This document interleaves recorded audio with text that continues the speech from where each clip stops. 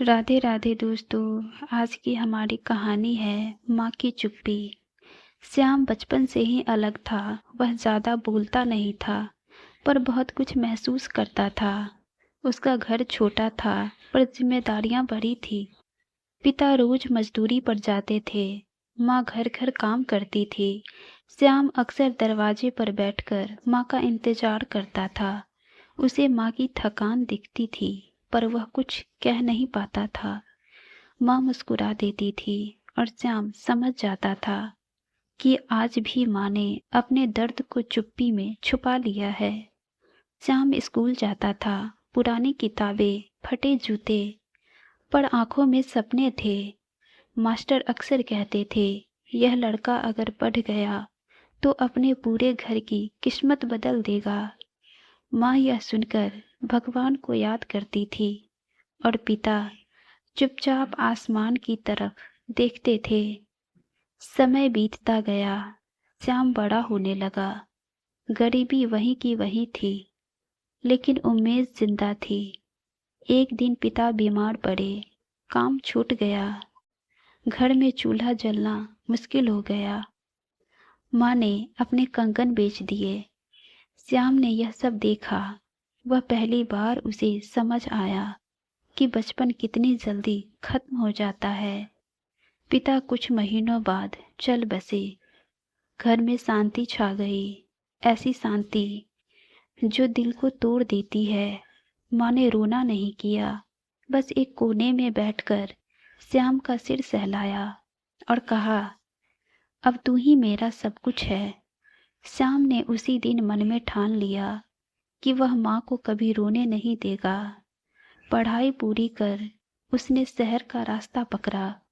पहली नौकरी, कम तनख्वाह, छोटा सा कमरा, पर हर महीने माँ के लिए पैसे। माँ उन पैसों को छूकर रख देती थी, खर्च नहीं करती थी। वह कहती थी, मेरे बेटे का भेजा हुआ है, ऐसे ही रखना अच्छा लगता है। श्याम शहर में आगे बढ़ता गया, काम बढ़ा, नाम बढ़ा, फोन कम होते गए।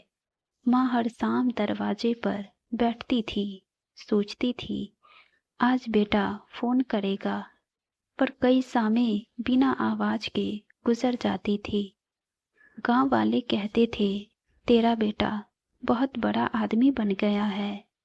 माँ मुस्कुरा देती थी, पर उसकी आंखें खाली हो जाती थी।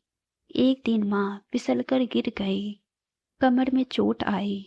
डॉक्टर ने आराम कहा।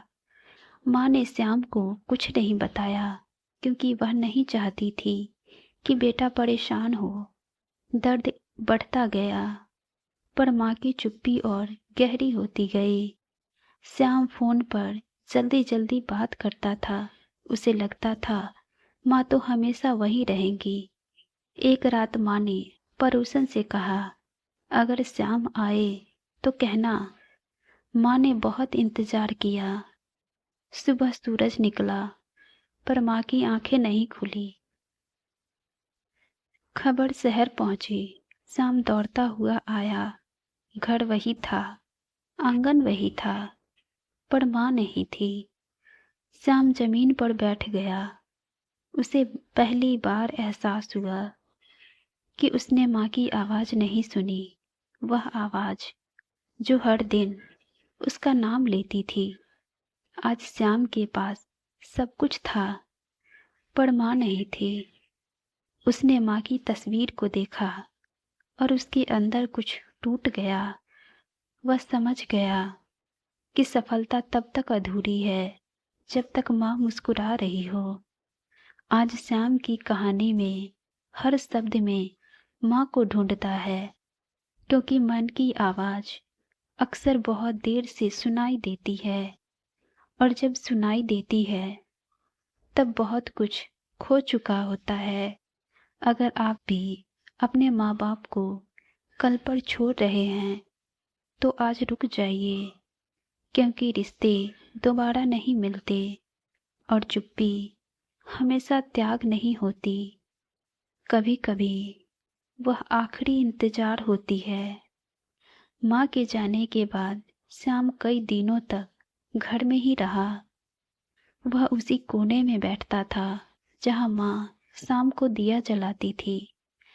अब दिया जलता था, पर उसे देखने वाली आंखें नहीं थी। श्याम को हर जगह माँ दिखती थी, रसोई में, आंगन में, दरवाजे पर। उसकी चुप्पी अब श्याम को बोलती हुई लगती थी। गांव के लोग आते थे, समझाते थे, पर श्याम किसी की बात नहीं सुनता था। उसे बार बार याद आता था कि माँ ने आखिरी बार क्या कहा था और उसने क्या जवाब दिया था। वह समझ गया था कि कुछ बातें टालने के लिए नहीं होती। कर्मकांड के बाद श्याम फिर शहर लौट आया, पर अब शहर वैसा नहीं लग रहा था। वही सड़कें, वही लोग, वही दफ्तर, पर मन खाली था। काम करते हुए उसे अचानक माँ की आवाज़ सुनाई देती थी, बेटा खाना खा लिया। श्याम हड़बड़ा कर इधर उधर देखता, पर वहाँ कोई नहीं होता। रातें सबसे मुश्किल थी। कमरे में सन्नाटा होता और मन में शोर।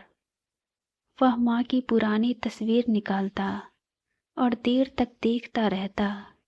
उस तस्वीर में माँ मुस्कुरा रही होती थी, जैसे कह रही हो, मैं यही हूँ, तू मजबूत बन।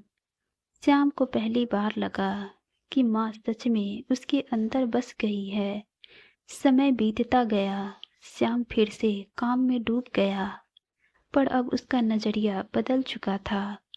वह हर बुजुर्ग के चेहरे में माँ को ढूंढने लगा था। एक दिन दफ्तर से लौटते वक्त उसने सड़क के किनारे एक बूढ़ी औरत को देखा। वह भी माँ जैसी ही लग रही थी, थकी हुई, चुप। श्याम रुक गया। उसने उस औरत से पूछा, माँ ठीक हो? औरत ने आंखें भर आई। उसने कहा, बेटा बहुत दिनों से किसी ने माँ कहकर नहीं पुकारा। श्याम वहीं बैठ गया। उसे लगा आज माँ ने उसे वहाँ भेजा है। उस दिन के बाद श्याम हर रविवार उसी जगह जाता और उस औरत के लिए खाना लाता। धीरे धीरे उसकी जिंदगी में माँ का खालीपन सेवा में बदलने लगा। श्याम ने महसूस किया कि माँ की सीख उसे इंसान बना रही है। कुछ महीनों बाद श्याम ने एक छोटा सा काम शुरू किया। वह उन माँ बाप के लिए था जिनके बच्चे शहरों में चले गए थे। हर हफ्ते वह उनके साथ बैठता, उनकी बातें सुनता, उनकी चुप्पी समझता। लोग कहते थे, तू इतना क्यों करता है? श्याम सिर्फ इतना कहता, क्योंकि मेरी माँ भी किसी दिन इसी इंतजार में थी। एक शाम श्याम अकेले बैठा था और उसने आंखें बंद की। उसे लगा माँ उसके सिर पर हाथ रख रही है। वह पहली बार मुस्कुराया। उसकी आंखों में आंसू गिरे, पर दिल हल्का था। वह समझ चुका था कि माँ मरकर भी उसे जीना सिखा गई और मन की आवाज अब साफ सुनाई दे रही थी। समय आगे बढ़ता गया। श्याम का छोटा सा काम अब कई लोगों की उम्मीद बन चुका था। हर रविवार कुछ बूढ़े चेहरे वहां इकट्ठे होते थे और अपनी कहानी लेकर आता। कोई अपनी चुप्पी। श्याम सबकी सुनता था, बिल्कुल वैसे ही जैसे कभी अपनी माँ उसे सुनाती थी। वह समझ गया था कि सुनना भी एक दवा है। एक दिन उसी भीड़ में एक बूढ़ा आदमी आया। उसकी आंखें नम थी। उसने कहा, मेरा बेटा भी शहर में है, सालों से नहीं आया। श्याम का दिल कांप गया। उसे लगा जैसे यह कहानी उसकी माँ की अधूरी आवाज हो। श्याम उस आदमी के पास बैठ गया और चुपचाप उसका हाथ पकड़ लिया। उस स्पर्श में 2 पीढ़ियों का दर्द था। घर लौटते समय श्याम बहुत देर तक सोचता रहा कि अगर वह थोड़ा पहले समझ जाता तो शायद माँ को इतना इंतजार न करना पड़ता। उस रात उसने फैसला किया कि वह अपनी कहानी सब तक पहुंचाएगा। वह चाहता था कि कोई बेटा अपनी माँ की चुप्पी को हल्के में ना ले। श्याम ने लिखना शुरू किया। हर शब्द माँ का चेहरा था, हर लाइन में उसका पछतावा। धीरे धीरे लोग उसकी बातों से जुड़ने लगे। कई फोन आने लगे। लोग कहते थे, तुम्हारी कहानियां ने हमें हमारी माँ की याद दिला दी। श्याम हर संदेश पढ़कर आसमान की तरफ देखता और मन ही मन कहता, माँ देखो, तुम अब भी लोगों को जोड़ रही हो। एक दिन श्याम उसी कमरे में बैठा था जहाँ कभी माँ की तस्वीर रखी थी। उसने आंखें बंद की और पहली बार उसने पछतावे की जगह शांति महसूस की।